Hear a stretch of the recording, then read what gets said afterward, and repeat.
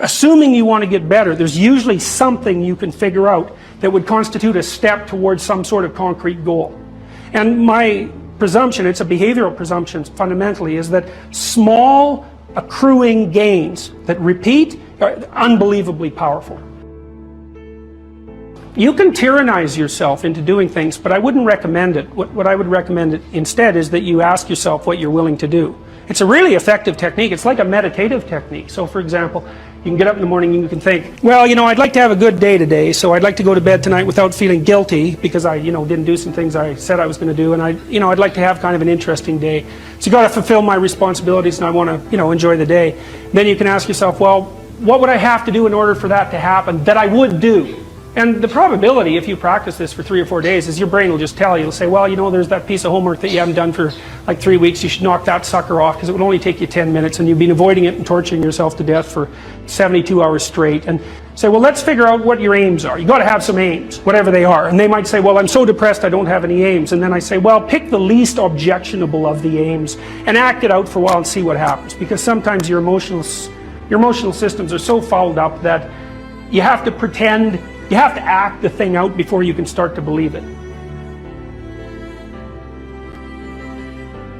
Life can be meaningful enough to justify its suffering. I thought, God, that's such a good idea. Because it's not optimistic exactly. Some people will tell you, well, you can be happy. It's like, those people are idiots.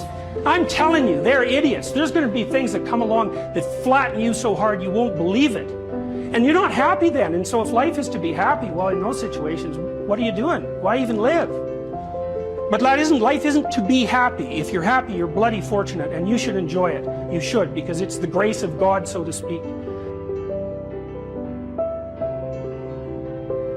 People know when they're doing something meaningful. They can tell, so why the hell don't they do meaningful things all the time? It seems obvious. You could do it. I mean, it's hard, because other people want you to do other things, and it's a struggle, but everything's a struggle. Oh, I get it. I see why. It took me about 10 years to figure this out. People have a choice. Choice number one. Nothing you do means anything. Well, that's kind of a drag, right? It's meaninglessness of life and all that, existential angst.